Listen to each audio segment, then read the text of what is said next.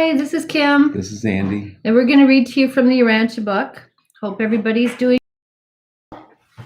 First, we're going to read to you a short Light the Flame by Andrew Harvey. If you know Mr. Harvey, if anybody knows Mr. Harvey, tell him to give us a call. We love him. Yeah. Anyway, this is from George Herbert, who was a Welsh priest, poet in the Church of England in the 17th. I think he died in 1633. Yeah. Metaphysical poet. Metaphysical poet. Okay. I'm going to just read this one. Oh, cheer and tune my heartless breast. Defer no time. So thy favors granting my request, they and my mind may chime and mend my rhyme. Well, actually, I think his rhyme is pretty good. It doesn't need mending. Chime, rhyme, time, breast, request. What an artist. Okay, so so thy favors granting my request. So cheer me up, help me, meet the, be happy about everything, and don't waste any time. Grant this to me, and that your favors, the divine favors, and my mind will come together. Right? I think that's significant. Right? And make me the best that I can be. Right? In this moment. In this moment. Defer time. Yeah. Thank you, George Herbert and Andrew Harvey. Okay, and now we're on. Do you want to come and say hi, Kat? Yeah. My daughter-in-law is here with us, but she's cooked us a wonderful meal, and now we're going to read to you. Okay, this is from the foreword, part 2, the titled God, simply God. Okay, do you want to start, Andrew? Sure. Evolving mortal creatures experience an irresistible urge to symbolize their finite concepts of first caused reality, God the universe, unit value, and relative divinity expression. 1. Pre-personal, as in the ministry of the Father of fragments, such as the thought adjusters. 2. Personal, as in the evolutionary experience of created and procreated beings. And 3. Superpersonal, as in the eventuated existence of certain absentite and associated beings. Okay, so we talk about these levels here a lot. What does that mean to you, Andy?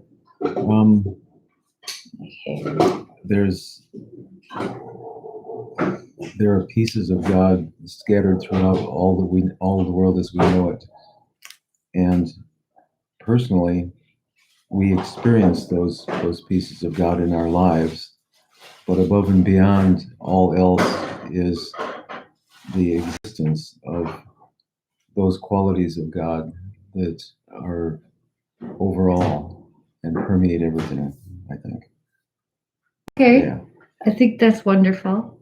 Thank you. Shall I go next? Sure. God is a word symbol designating all personalizations of deity. So when you think of this word God, it's just a word symbol. It's not, the word God is not God itself. Yeah? The term requires a different definition on each personal level of deity function and must be still further redefined within each of these levels, as this term may be used to designate the universe coordinate and subordinate personalizations of deity. For example, the paradise creator sons, the local universe fathers. The term God, as we make use of it, may be understood by designation as God the Father, by context as when used in the discussion of some one of deity level or association. Let me read that sentence again. By context, as when used in the discussion of some one deity level or association. When in doubt as to the exact interpretation of the word God, it would be advisable to refer it to the person of the universal Father.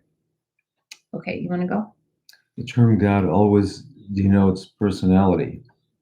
Deity may or may not refer to divinity of personalities. The word God is used in these papers with the following meanings: God the Father, Creator, Controller, and Upholder, Universal Father, the first person of deity. 2. God the Son, Coordinate Creator, Spirit Controller, and Spiritual Administrator. The external Son, Eternal Son. the Eternal Son, the second person of deity. 3. God the Spirit, Conjoint Actor, Universal Integrator, and Mind Bestower. The Infinite Spirit, the third person of deity. 4. God the Supreme, the actualizing or evolving God of time and space. Personal deity associatively realizing the time-space experiential achievement of a creature-creator identity. The Supreme Being is personally experiencing the achievement of deity, unity of the evolving, Deity unity as the unity as the evolving and experiential God of the evolutionary creatures of time and space. 5. God the Sevenfold, deity, personality,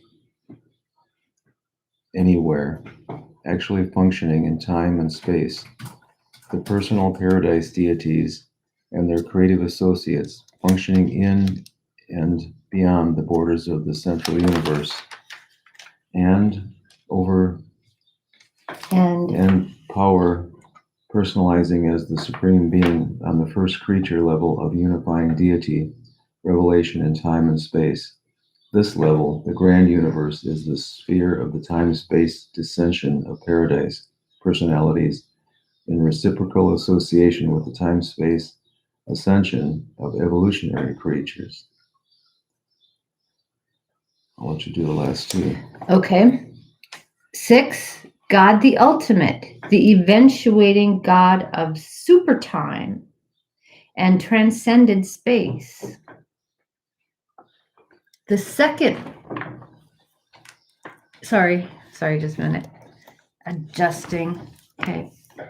The second experiential level of unifying deity manifestation, God the ultimate, implies the attained realization of the synthesized, absonite, superpersonal, time-space transcended, and eventuated experiential values, coordinated on final creative levels of deity reality. Wow, it's like, what does all that mean?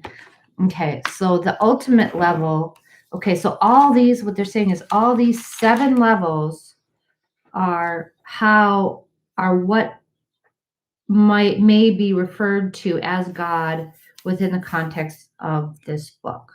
Okay, so here, and I'm going to briefly kind of yesterday we read about these here deity functions on these levels here. Total deity is functional on the following levels: static, so let's correspond that to God the Father, creator, potential, controller, and spiritual second person of deity. Associative, the spirit. So with God the Spirit here, little family, right? Okay. 4, creative, self-distributive, and divinely revealed deity. You know what? And I'm going to switch. Wait, no. Well, let's see. Creative, does that correspond to God the Supreme? Actualizing and evolving here, but here, Number 6 is supreme over here. I don't know. So these here on paper or part 1 have to do more with the functions of deity. This has to do with how God is referred to in the book. Okay. Hurry up. Okay. Creative, evolutional. See, the creative reminds me of God the sevenfold. Or God the ultimate is here. There's ultimate. Mm-hmm. I don't know. I don't know if there is like kind of that kind of correspondence. I thought I'd try that. Okay, well, I'm going to keep going here. We've got one more. Number 7, God the absolute, the experientializing God of transcended superpersonal values and divinity meanings, now existential as the deity absolute. This is the 3rd level of unifying deity expression and expansion. On this super creative level, deity experiences exhaustion of personalizable potential, encounters completion of divinity, and undergoes depletion of capacity for self-revelation to successive and progressive levels of other personalization. Deity now encounters, impinges upon, and experiences identity with the unqualified absolute. Okay, so this is God going through like a cycle, okay? But it's one thing, it says that God doesn't change, but then how does God go through this cycle? I think in some ways, like the cycle is always the same, the cycle doesn't change. I would agree with that. I'm also struck, again, we encountered the number 7. Okay. 7 aspects, but I think it's, to use to me, a more grounded illustration or understanding of this is that God is all these things, just like each of us are more than one thing. Each of us are fulfill a role in the world. In fact, more than one role in the world. And each of our roles in the world does not necessarily define all of who we are, but it is an aspect of who we are. So I think these are aspects of who God is and the roles that God performs in the world. I think that's so simply and eloquently put. Thank you. Thank you, Andrew. Mm-hmm. Okay, well, we can leave it there.